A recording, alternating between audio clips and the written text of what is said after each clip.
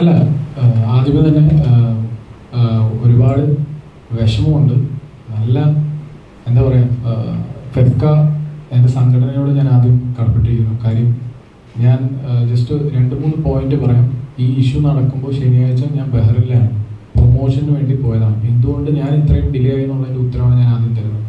ഞാൻ കൃത്യമായിട്ട് ഉണ്ണി സാറിനെയും ഫെഫ്കയിലെ ഓരോരുത്തരെയും വിളിച്ച് ചോദിച്ചിട്ടാണ് ഇന്നത്തെ ദിവസം വെച്ചിരുന്നത്. ഞാൻ ഇന്നലെ ഉച്ചയ്ക്ക് ശേഷം എത്തി. ഇന്നാണ് ഞങ്ങളെല്ലാവരും ഒന്ന് ഇരുന്ന്. അപ്പോൾ എൻ്റെ കയ്യിൽ കംപ്ലീറ്റ് ഡീറ്റെയിൽസ്. ഇതിൻ്റെ ഇടയിൽ സുഹൃത്തെ എന്തിനാണെന്ന് എനിക്ക് മനസ്സിലാവുന്നില്ല, ഒരു പോസ്റ്റ് ഇടാൻ പറ്റുന്നില്ല. സിനിമ ഈ ഫസ്റ്റ് ഡേ മുതൽ ഡീഗ്രേഡിങ് ഫേസ് ചെയ്തുകൊണ്ടിരിക്കുക. ഞങ്ങളൊരു നല്ല സിനിമ ചെയ്യണമെന്ന് ഓർത്ത് ഒരുപാട് ആഗ്രഹിച്ച് ഞങ്ങൾ ഇൻഡസ്ട്രിയിൽ വന്നത്. ഞങ്ങൾ പുതിയ ആൾക്കാർ തന്നെയാണ്. 6 കൊല്ലമായി കട്ടിട്ടോ മോഷ്ടിച്ചിട്ടോ അല്ല സിനിമ ചെയ്തത്. സിനിമ ചെയ്യണമെന്ന് ആഗ്രഹിച്ച് വന്നത്. 2018 ക്വീൻ ചെയ്യുന്ന ഇപ്പോൾ എൻ്റെ ചോദ്യങ്ങളെല്ലാം തിരിഞ്ഞാണ്. ആദ്യ സിനിമ കോപ്പി അടിച്ചു. അത് ആദ്യം മനസ്സിലാക്കേണ്ടത് ഞാൻ സംവിധായകനാണ്, ഞാൻ തിരക്കഥാകൃത്തല്ല. എൻ്റെ ആദ്യ സിനിമ കോപ്പി അടിച്ചു, ജനഗണമന കോപ്പി അടിച്ചു. ഇപ്പോൾ മലയാളി ഫ്രം ഇന്ത്യയിൽ വന്നിരിക്കും. ഇതാണ് എനിക്ക് കിട്ടുന്ന പോയിന്റ്. ഞാൻ ഏതോ പരസ്യങ്ങൾ കോപ്പി അടിച്ചു. ഇതൊന്നും ഞാൻ സംവിധാനം ചെയ്യുന്നതാണ്.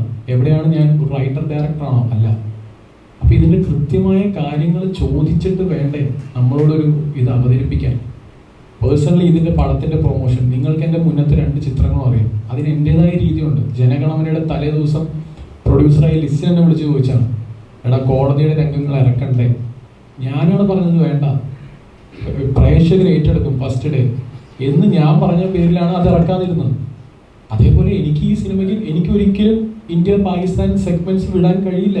ഞാൻ എന്തിനത് വിടണം? ഞാൻ ഇതിൻ്റെ പടത്തിൻ്റെ എല്ലാം ഒളിപ്പിച്ച് വെച്ചു എന്ന് പറയുന്നുണ്ട്. ഞാൻ എന്താണ് ഒളിപ്പിച്ച് വെച്ചത്? റക്കി, പൂജ, MP43 പൂജ, ഇതെല്ലാം ഞാൻ ചെയ്തതല്ലേ. ഞാൻ എൻ്റെ ഇൻസ്റ്റാഗ്രാം സോഷ്യൽ മീഡിയ നോക്കിയാൽ പോരെ. ഒന്നെങ്കിൽ നിങ്ങളത് കൃത്യമായിട്ട് ചോദിക്കണം. പിന്നെ ഈ പറയുന്നു എന്തൊക്കെയാണ് എനിക്ക് വരുന്ന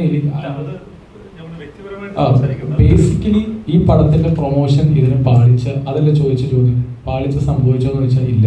ഞങ്ങൾക്ക് ഈ സിനിമ തുടങ്ങിയതിന് ശേഷം ഈ സിനിമയ്ക്ക് വേണ്ട പ്രൊമോഷൻ സ്ട്രാറ്റജി തന്നെയാണ് നമ്മൾ വെച്ചിരുന്നത്. കാര്യം ഈ സിനിമയുടെ സ്വഭാവം ഒരു പർട്ടിക്കുലർ സെക്കൻഡ് ഹാഫ് കഴിയുമ്പോൾ കുറച്ച് സീരിയസ് ആവും. അതുവരെ നമ്മൾ ഹ്യൂമറാണ്. പക്ഷേ ഈ പറഞ്ഞ പോലെ പ്രേക്ഷകർ പ്രതീക്ഷിച്ച ഒരു ഹ്യൂമറാണോ എന്ന് ചോദിച്ചാൽ അത് നിങ്ങൾ സിനിമ കണ്ട് ഇപ്പോൾ കാണുന്ന പ്രേക്ഷകർ അതാണ് പറയുന്നത്. അവരാഗ്രഹിച്ച സിനിമയാണ്, അവരിഷ്ടപ്പെടുന്ന സിനിമയാണ്.